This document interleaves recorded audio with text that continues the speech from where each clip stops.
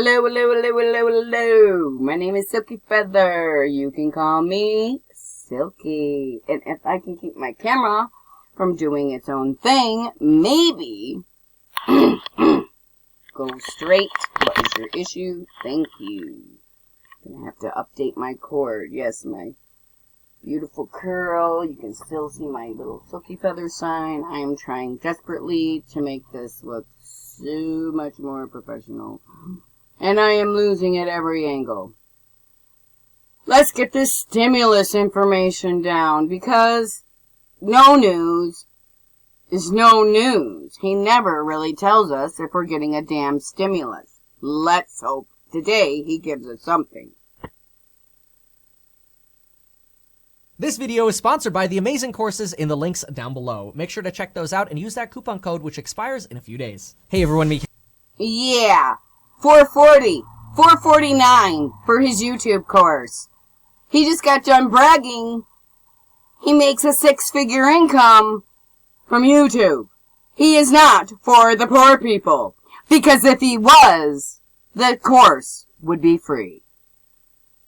Kevin here with a stimulus, stock, real estate, and news update for August 28th. The Republicans' $500 billion skinny bill is expected to be voted on as early as next week, says Senator Marco Rubio. He believes that, quote, we're very close to having a bill that Republicans are prepared to move on, hopefully as early as next week.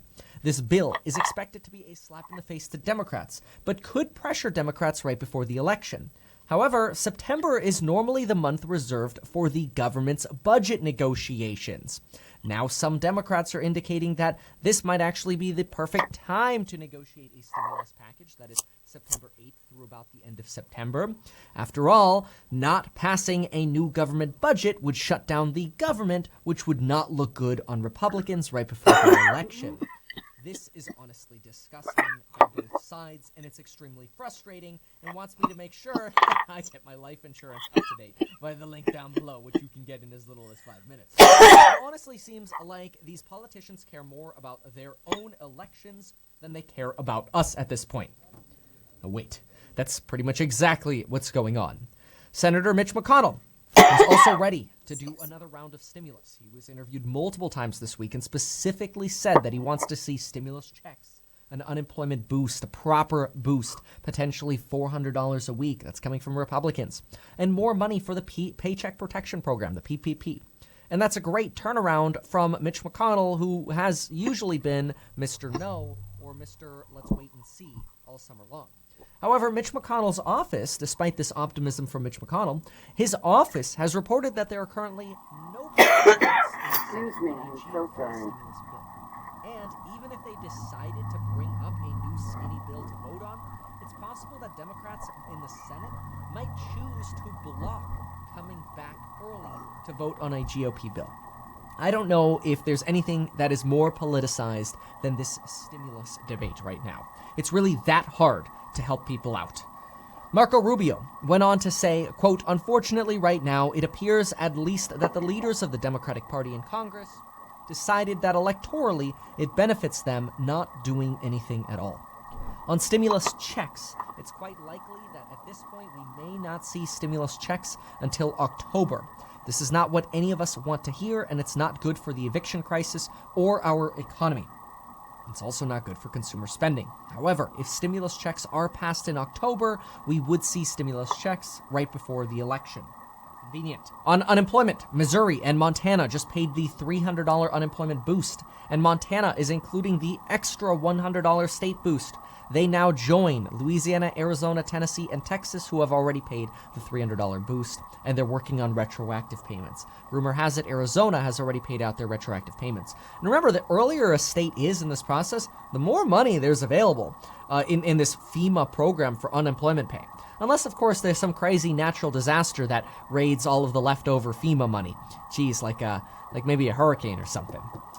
So far, D.C., Minnesota, Nebraska, North Dakota, and Wisconsin have yet to apply for these FEMA funds. And since they would be the last to apply, there might be less money available for those states. South Dakota, as we know, will not apply. On executive orders, Mark Meadows now believes that the president might consider doing more executive orders, specifically starting with helping prevent airline layoffs. You might remember early on in this process, airlines said they wouldn't lay people off if they got a big government bailout, which they got. But now the time frame for not laying people off is over, and airlines are laying people off. On the Federal Reserve, former president of the Atlanta Fed responded to Jerome Powell's announcement of inflation changes at the Fed yesterday.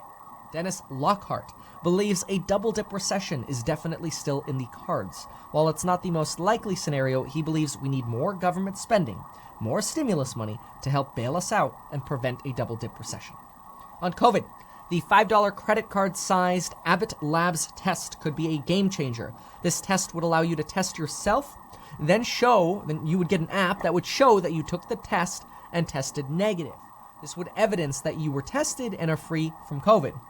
This test could be a game changer for cruise ships, hotels, restaurants, nightclubs, airlines, schools, and more. Donald Trump has, as such, ordered 150 million of these test kits at a cost of $750 billion. Household spending is up 1.9% for July, though remember that was the last month we had the boost. Consumer sentiment in late August is actually up slightly. Stocks are reacting to all of this news, and most of the recovery stocks are doing extremely well. I created a new group of stocks with my favorite recovery stocks. If you want to see those stock picks, go to metkevin.com/recovery. You can see all of my stock picks and the allocation for this recovery group of stocks totally for free. On foreclosures, zombie foreclosures are up in about every state. Right now, we have about 216,000 homes in foreclosure in the country, and about 3.7% of those, are being called zombies. Zombies are when foreclosures get started and the homeowners just bail, leaving properties vacant and decaying. Some think this could be a potential red flag for the future of real estate. Also, on forbearance, we have 3.9 million homeowners in forbearance programs. That's about 7.4% of all active mortgages, and that remains unchanged from last week. We've really about flatlined. We've seen forbearances go up, come down a little bit, and stay pretty much flat. 7.4% of all active mortgages are Pardon me, oh my gosh. 72% of the folks in forbearance even extended their initial forbearance terms, which if you have not yet gotten forbearance and you're thinking about getting it, go to metkevin.com/forbearance to see my complete walkthrough on forbearance. I encourage you to get it. Thank you so much for watching. Make sure to check out that coupon code in the links down below to get into the amazing programs and folks.